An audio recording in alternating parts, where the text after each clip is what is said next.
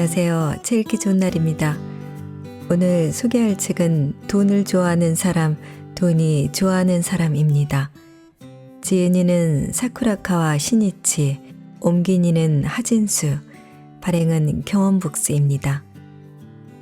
이 책은 2019년에 발행된 책인데요. 올해 부의 시작이란 제목으로 개정판이 출간되었습니다. 우리는 누구나 돈을 많이 벌고 싶고 부자가 되기를 원합니다. 부동산, 주식 투자, 재테크 등 돈을 벌기 위해 투자도 하고 노력해보지만 빚만 늘어날 뿐 쉽게 돈은 벌리지 않습니다. 왜 나는 부자가 되지 못하고 가난할까? 이에 대해 저자는 가난한 사람과 부자의 사고방식 및 행동에는 차이가 있으며 그 소소한 차이의 변화를 주면 부자가 되는 첫발을 내디딜 수 있다고 말합니다. 가난은 생활습관 질병이라고 저자는 단언합니다. 가난해지는 사람일수록 곤란한 사람의 이야기를 듣는다. 실력도 없는데 사람을 구하려고 하는 사고방식, 습관이 가난으로 가는 지름길이다. 부자와 가난한 사람의 사고회로 차이를 명확하게 함으로써 가난이란 생활습관병은 치료할 수 있다. 라고 저자는 말하며 돈을 좋아하는 사람이 아니라 돈이 좋아하는 사람이 되라고 강조합니다. 이 책에는 열심히 노력해도 가난에서 탈피하지 못하고 있는 사람을 위해 가난을 탈피하고 부자가 되는 요령과 구체적인 방법이 정리되어 있습니다.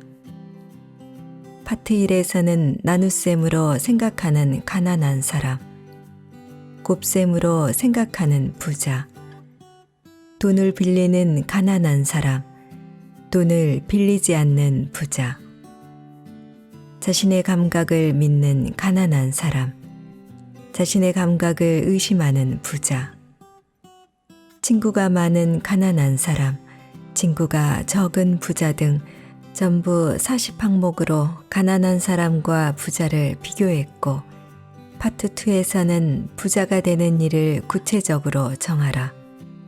미천을 만들어라. 우선은 버려라 등 부자가 되는 단계가 담겨 있습니다. 자, 그럼 지금부터 잠시 책 속으로 들어가 보겠습니다.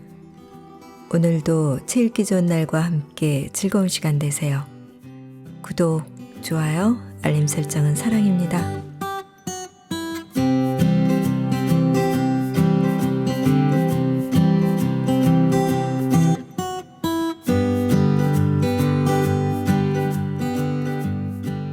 돈을 빌리는 가난한 사람, 돈을 빌리지 않는 부자.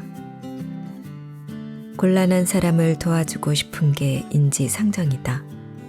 곤란한 사람을 도와주는 마음씨 좋은 사람이 행복해지는 것은 옛날 이야기나 동화책의 단골 스토리다.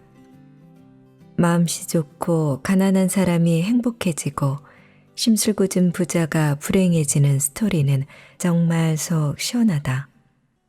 하지만 실제로는 어떨까?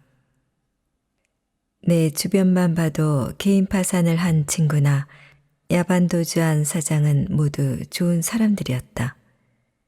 그 주변에 있는 사람도 전부 좋은 사람뿐이었다. 돈이 없다는 소리를 들으면 바로 빌려주어서 착한 사람이라고 불렸다. 그야말로 자기희생 정신의 소유자랄까. 그런데 그들에게 해피엔딩이 기다리고 있었을까? 안타깝지만 노라고 답하겠다. 돈이 궁한 사람에게 돈을 빌려주어도 서로 불행해질 뿐이다. 나도 젊었을 때에는 친구가 돈이 없어서 곤란하다라고 하면 나도 비슷한 처지인데도 어떻게든 돈을 만들어서 몇 번이고 빌려주었다. 때로는 현금 서비스로 돈을 변통해서라도 빌려주었다. 다음에 꼭 갚을게 라는 친구의 말을 믿고 말이다. 이후 그 친구는 개인 파산했다. 내가 빚으로 어려운 처지에 놓였을 때 그때 빌려준 돈을 빌려주지 않았다면 하고 얼마나 후회했는지 모른다. 친구가 나쁜 게 아니다. 내가 물렀다. 어지간한 부자가 아니고서야 돈에 궁한 사람을 항상 도와주기란 불가능하다. 그렇다면 부자는 돈에 궁한 사람을 어떻게 대할까? 잘 아는 사람일수록 돈을 빌려주지 않는다.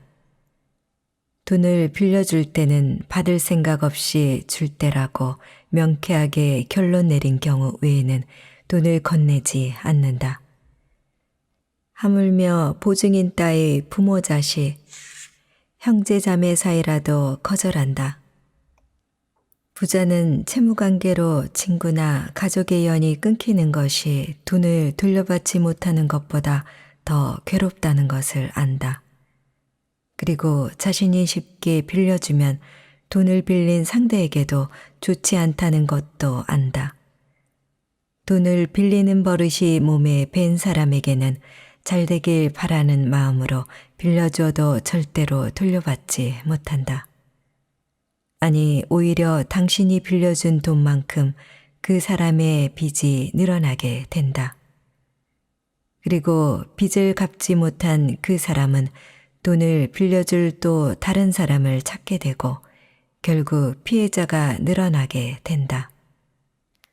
돈을 빌리는 행위를 어르신에게 자리를 양보한다든지 길을 헤매는 사람을 안내하는 것과 같은 작은 선행과 혼동하면 안 된다. 내가 아는 사장은 돈을 빌리러 나타난 사람에게 빚은 얼마나 있는가, 누구에게 빌렸는가라고 먼저 물어본다고 한다. 상대가 대답을 하면 다시 한번 상대의 눈을 보면서 이렇게 말한다고 한다. 또 있잖아, 솔직하게 말해. 이렇게 말하면 상대는 체념한 듯 속내를 털어놓는다고 한다. 하나의 빚이 발견되면 반드시 그 주변에 또 다른 빚이 있다. 전부 듣고 나서 빚을 정리할 수 있도록 변호사를 소개해주고 제기하려는 기색이 보이면 그제야 돈을 빌려주거나 일자리를 정성껏 알아봐준다고 한다. 실력도 없는데 그래 알겠네 바로 돈을 준비해주지라고 경솔하게 말하는 사람은 부자가 되려면 아직 멀었다고 보면 된다. 부자는 어떻게든 돈을 활용하려 한다. 어떻게 하면 돈의 신이 기뻐할지를 중심으로 생각한다. 아니, 생각한다기보다 자연스레 습관화되어 있다. 주식으로 성공한 사람 중에는 성장하는 회사를 내 돈으로 굴러가게 만든다고 생각하는 사람이 꽤 있다. 주주라는 입장에서 장기적인 안목으로 자신의 돈을 활용하는 것이다. 투자의 신 워런 버핏은 이 사고방식으로 투자하고 있다. 내 지인 중에도 벤처기업에 출자한 수천만 원이 수십억 원으로 뛴 사람이 있다. 이처럼 성장을 돕는 것이야말로 진짜 돈을 쓰는 방법이라는 게 부자의 생각이다. 부자가 되는 법이란 돈 쓰는 법을 배우는 것이기도 하다. 돈을 빌려줄 때도 쉽게 빌려주지 않는다. 돈을 빌려줄 때 그 사람의 성장을 도와줄 수 있을지를 기준으로 삼는다. 돈의 신은 돈을 소중히 여길 때 기뻐한다. 돈이 활용 가능한 소비인지를 생각하는 습관이 몸에 배어 있는지 여부가 가난한 사람과 부자를 가른다. 돈을 어떻게 하면 활용할 수 있을지를 생각하는 습관을 익히세요.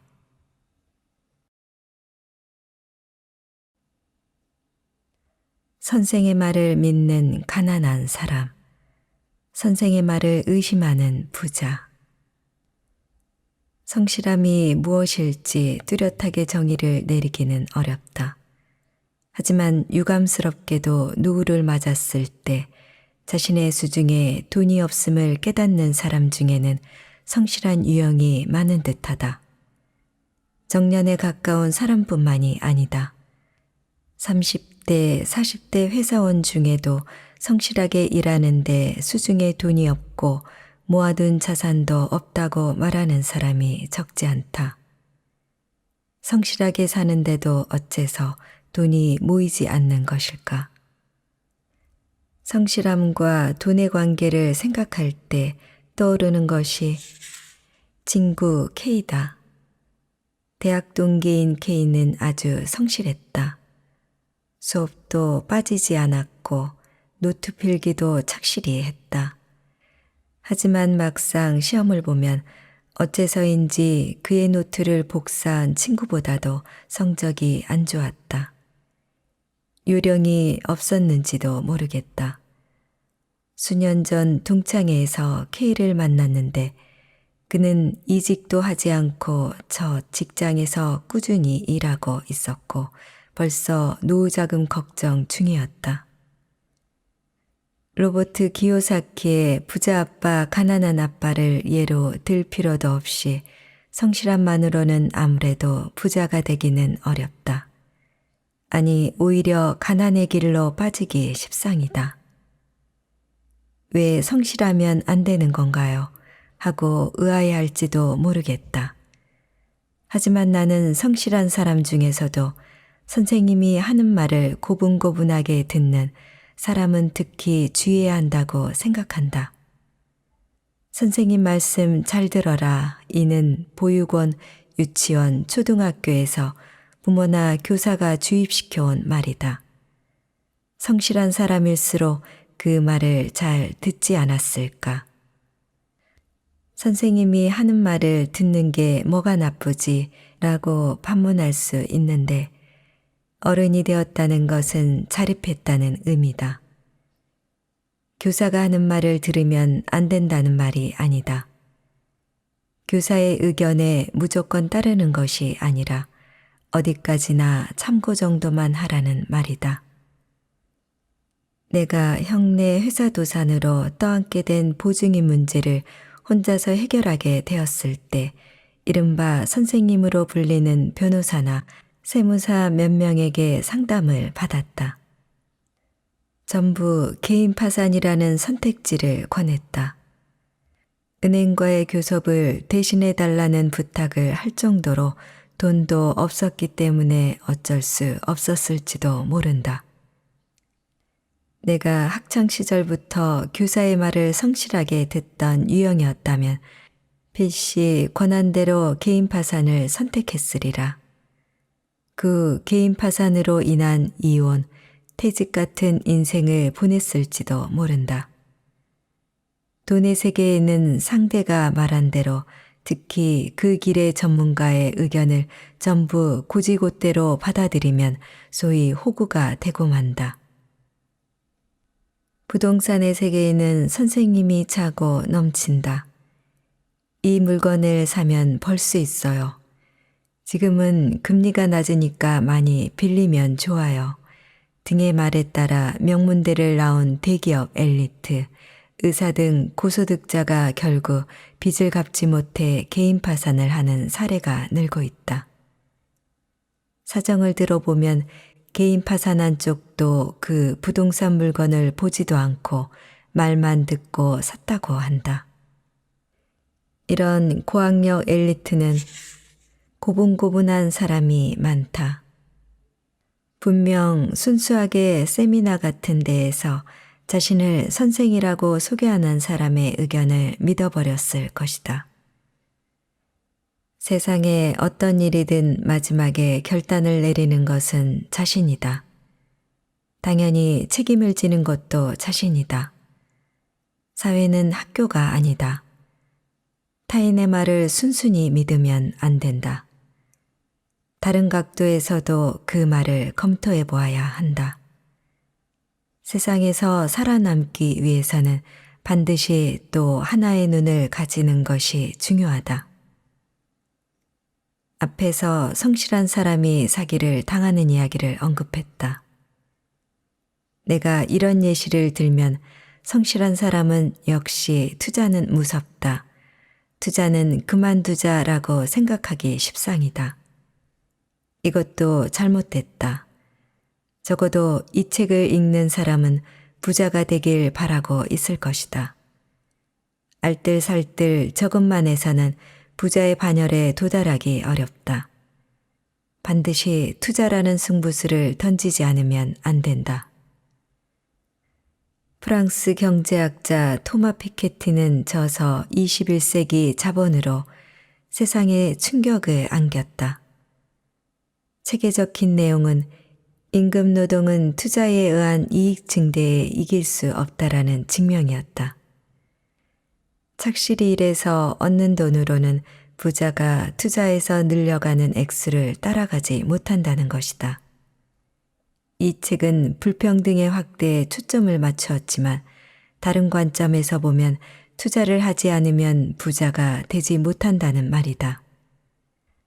알뜰살뜰 저금하다 같은 부모나 세간의 상식에 성실히 따르는 습관에서 벗어나야 부자가 되는 오르막에 오를 수 있다.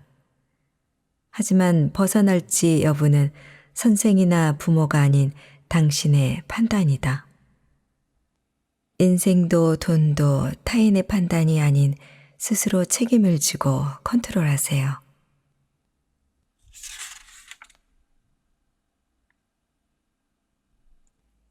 참고 노력하는 가난한 사람, 참고 노력하지 않는 부자. 점점 가난해지는 사람, 가난복균자는 참고 노력하며 살아간다. 그건 아니죠. 그 반대죠. 라고 말하는 사람이 대부분일 것이다. 하지만 나도 예전에는 참고 노력하며 살았다. 좋아, 내일부터 열심히 하자가 입버릇이었다. 어쩐지 금연이나 다이어트를 실패하는 사람의 다짐과 닮았다. 좋아, 내일부터 담배를 끊자. 좋아, 내일부터 디저트를 먹지 말자. 항상 이런 말을 하는 사람이 주변에 있지 않은가? 나만큼 다이어트를 열심히 하는 사람은 없어. 라고. 자신하는 친구가 있었는데 그것은 몇 번이나 다이어트를 해서 좌절했다는 말이 아닐까. 그렇게 다이어트에 실패만 하는 사람과는 정반대로 나는 특별히 신경 쓰는 것은 없어 라고 웃으며 말하는데 제안은 명확한 사람도 있다. 나는 신경 써서 여러 가지를 하고 있는데 라고 말하는 사람은 잘못된 것이다. 그렇다면 아무것도 하지 않는데 마른 사람은 아무도 보지 않는 곳에서 피나는 노력을 할까? 참고 노력하는데 살이 빠지지 않는 사람과 노력도 하지 않는데 날씬한 사람의 차이는 무엇일까? 그 차이가 생기는 이유가 바로 습관의 힘이다. 적어도 똑같은 체질인데 뚱뚱한 사람과 마른 사람을 나누는 것은 노력이 습관화되어 있는지 여부다. 즉, 살찌지 않기 위해 필요한 것, 운동하기, 라면, 국물 남기기 등 이 자연스레 몸에 배어 있느냐 여부다. 자연스레 몸에 배었기 때문에 특별히 신경 쓰는 게 없다고 여기는 것이다.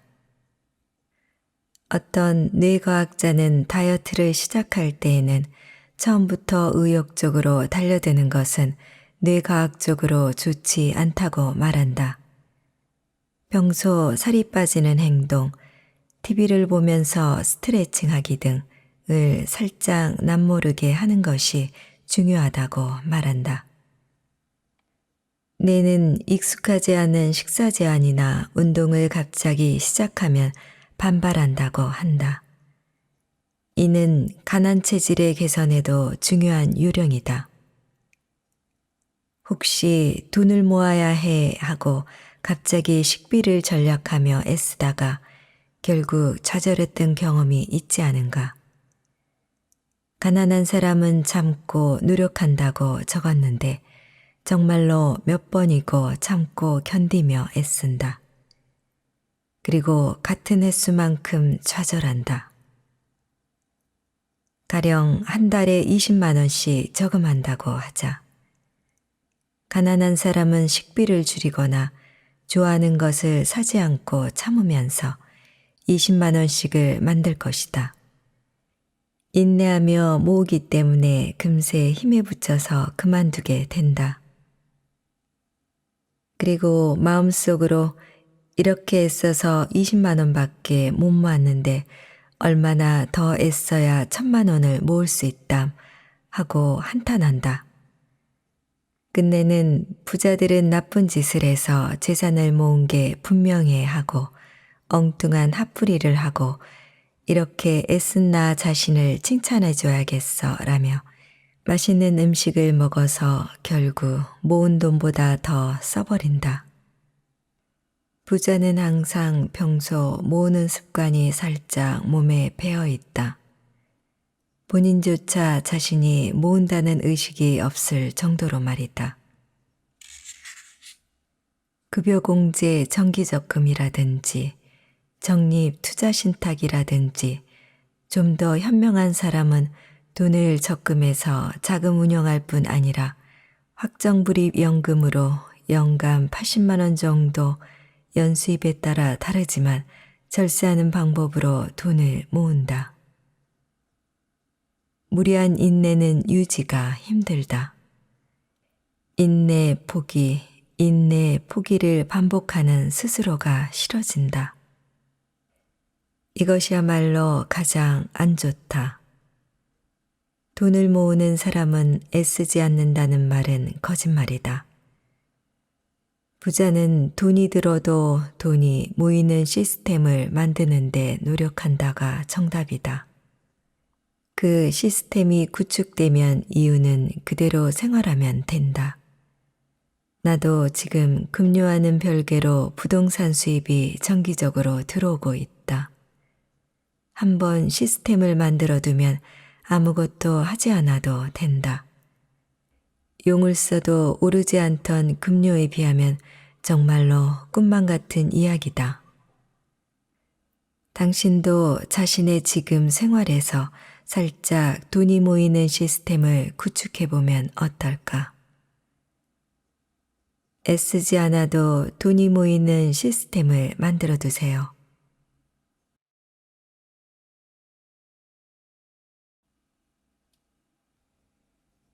용서하지 않는 가난한 사람, 용서하는 부자. 어린아이가 욕을 하면 나쁜 말 하면 안 된다고 부모님한테 혼날 것이다. 왜 욕을 하면 안 될까? 따돌림을 당하니까, 친구랑 사이가 나빠지니까. 그것도 맞는 말이지만 부자들의 세계에서는 욕을 하면 자신에게 확실히 손해가 따르기 때문에 욕을 하지 않는다. 욕뿐이라면 괜찮은데 절대로 용서할 수 없어 하고 절교를 다짐하고 돌진하면 파멸의 길에 접어들게 된다.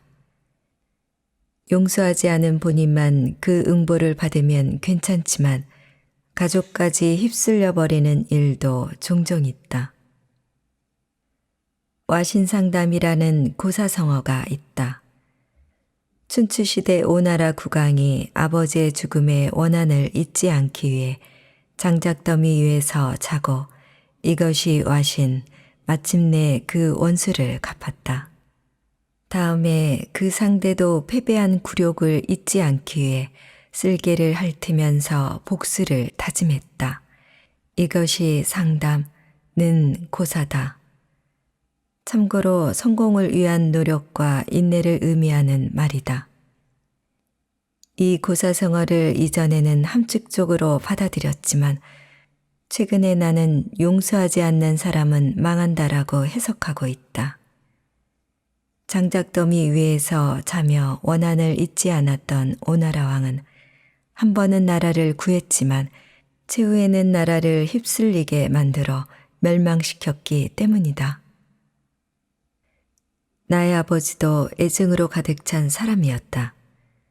누구보다도 주변 사람을 사랑하는 한편으로 일에 있어서는 엄격해서 한 번 적이 되면 상대를 철저하게 공격하는 유형의 사람이었다. 지켜보고 있으면 흥미진진했더랬다. 아버지는 젊은 나이에 한 회사에 임원까지 올랐지만 경영진과 대립해서 회사를 그만두고 독립해서 창업했다. 그 에너지의 원점은 이전 회사의 경영진을 용서하지 않는 마음이었다. 어디 두고 봐, 반드시 성공해서 코를 납작하게 해주겠어 라는 마음 하나로 아버지는 가정도 돌보지 않고 일에 몰두했다. 하지만 용서할 수 없다는 마음을 토대로 창업한 회사는 애초에 어딘가 비뚤어져 있었다. 토대가 비뚤어져 있으면 벽돌을 아무리 높게 쌓은들 한순간에 무너져 버린다. 마찬가지로 아버지가 만든 회사는 형이 이어받은 후에 맥없이 무너져 버렸다. 용서하지 않겠다는 마음의 에너지는 아주 강력한 것이다. 악마에게 영혼을 팔아서 믿을 수 없는 힘을 손에 넣는 옛 이야기가 있는데 그와 마찬가지로 단기간은 잘 풀릴 것이다. 하지만 그 마이너스 에너지는 언젠가 자신에게 되돌아오고 최후에는 자기 자신과 사랑하는 가족을 파멸시킬 정도의 힘을 갖게 된다.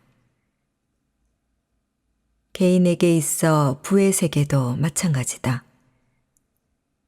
저 사람에게만은 지고 싶지 않다라는 마음이 순수하게 업무에 매진하는 에너지로 쓰이면 가장 좋겠지만 그 마음이 언젠가부터 저 사람은 용서할 수 없어라는 마음으로 바뀌었다면 주의해야 한다.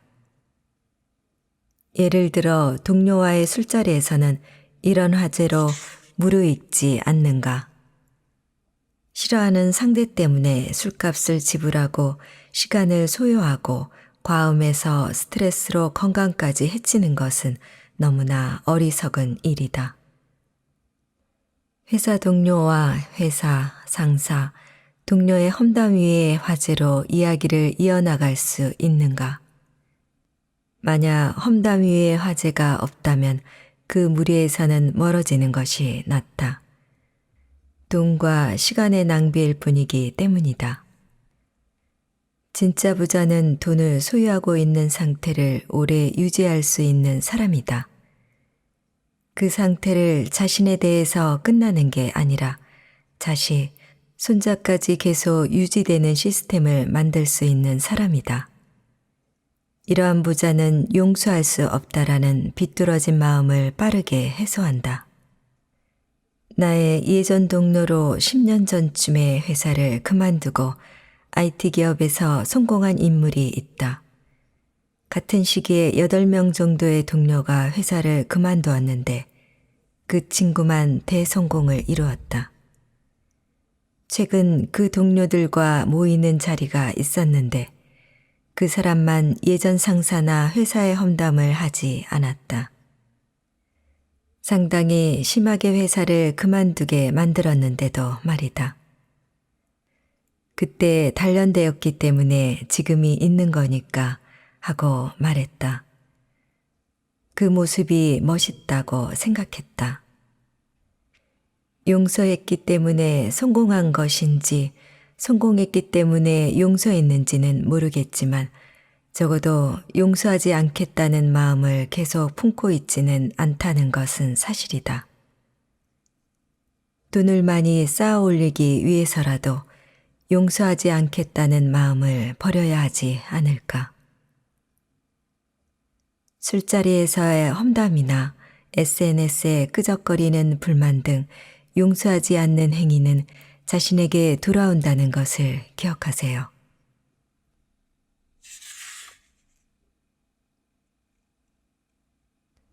돈을 좋아하는 가난한 사람, 돈이 좋아하는 부자.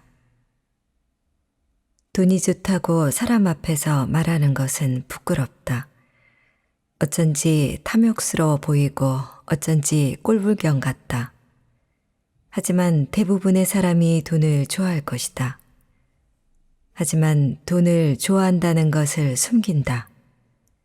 당신은 돈을 좋아하는가? 좋아한다고 답하는 당신에게 질문하겠다. 5,000원 지폐, 10,000원 지폐, 50,000원 지폐에 그려진 초상화는 각각 누구인가? 이 시점에서 모른다고 말하는 사람이 많다. 그러면 10,000원의 뒤에는 무엇이 그려져 있을까? 여기까지 답할 수 있는 사람은 돈에 관심이 많은 것이다. 답하지 못한 사람은 돈에 무관심하다고밖에 말할 수 없다. 좋다의 반대는 싫다가 아닌 무관심이다. 돈이 좋다고 말하면서 지폐에 그려진 사람을 모르는 것은 돈을 아주 좋아한다고 볼 수 없다. 이런 말을 하면 아니 나는 지폐가 좋은 게 아니라 돈이 가진 힘을 좋아한다 라고 반론하는 사람이 있다. 그런 사람을 보면 나는 외면보다 성격이 좋은 사람과 사귀고 싶어 라고 입버릇처럼 말하던 고등학교 동창이 생각난다. 내면이 중요하다고 말하면서 자기 자신은 그다지 매력적인 성격도 아니었고 유머도 없다. 외모도 신경 쓰지 않고 말주변이 좋지도 않았다. 그래서 여자친구는커녕 주변에 이성 친구도 없었다. 즉 여성에게 호감을 얻을 노력을 조금도 하지 않으면서 여성에게만 조건을 바란 것이다. 가난해지는 사람도 이 친구와 마찬가지다. 돈을 바라면서 돈의 외모도 돈이 지닌 성격도 알려 하지 않는다. 그러면 당신이 좋아하는 돈은 당신에게 다가오지 않는다. 정말로 돈이 좋다면 외모보다 돈이 지닌 성격에 대해 좀 더 공부해서 어떻게 하면 호감을 얻을지 생각해야 할 것이다. 가난해지는 사람은 사실은 돈을 미워하고 있을지도 모른다. 돈을 정말로 좋아하는가? 다음 질문에 대한 답으로 알 수 있다. 복권으로 10억 원에 당첨된다면 어디에 쓰고 싶은가? 집을 산다, 해외여행에 간다, 차를 산다 같은 다양한 답이 나올 것이다. 가난의 바닥으로 내려가는 사람은 이 10억 원을 어떻게 사용할지에 대해 기쁘게 답한다. 그 중에는 한바탕 놀 생각으로 우선 회사를 그만두겠다라고 답하는 사람도 있을 것이다. 하지만 어쩐지 이러한 대답은 좋아하는 여성에게 구애해서 넘어뜨리자마자 버리는 나쁜 남자와 비슷하지 않은가? 정말로 돈을 좋아한다면 모처럼 자신의 수중에 온 돈을 금세 써버리지 않을 것이다. 부자는 다른 답을 한다. 10억 원의 일부를 예금한다. 나머지를 분산 투자한다. 그래서 생긴 이자의 일부만 사용한다.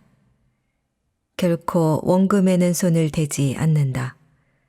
중요한 돈과 오래 사귄다. 나는 복권으로 30억 원에 당첨된 사람과 이야기를 나눈 적이 있는데 그는 당첨된 30억 원에는 일절 손을 대지 않고 생활했다. 부자는 돈을 계속 가지고 있는 사람이다. 사용하면 점점 멀어지는 돈의 성격을 잘 알고 있는 사람만이 계속 부자일 수 있다. 지인 중에 부품 제조회사를 창업해 크게 키우고 수익률에서는 전국 유수의 회사에 버금가게 키운 사장이 있다. 그 사장과 이야기했을 때 일이다. 우리 회사에는 다양한 부품 검사 도구가 있는데 세밀한 단위까지 두께를 측정 가능해서 진짜 재밌어. 1000엔 지폐나 500엔 동전의 두께도 측정해 본 적이 있어. 우리 직원들에게 물어보니 아무도 해본 적이 없더군. 자식들, 돈에 아무런 관심이 없는 걸까? 당시에는 재미있는 사장이라고만 생각했는데 지금 생각해보니 그 사장은 정말 돈을 좋아했던 것이다. 좋아한다고 했다고 결코 옹졸한 게 아니다. 내가 낸 기획에도 빈틈없이 돈을 들였다. 그러나 납득하지 못한 곳에는 가령 10,000원도 내지 않는 것으로 알려져 있다. 좋아하는 돈을 소생시킨다. 쓸데없이 버리지 않고 철저하게 사용한다. 돈의 외모에 흥미가 있고 돈을 어떻게 사용하면 좋을지도 알고 있다. 이런 사장이라면 수익률 높게 벌어들이는 회사를 만들 것이다. 돈은 이런 사람에게 다가간다. 돈의 외모에도 성격에도 흥미를 가지고 좋아해 보세요.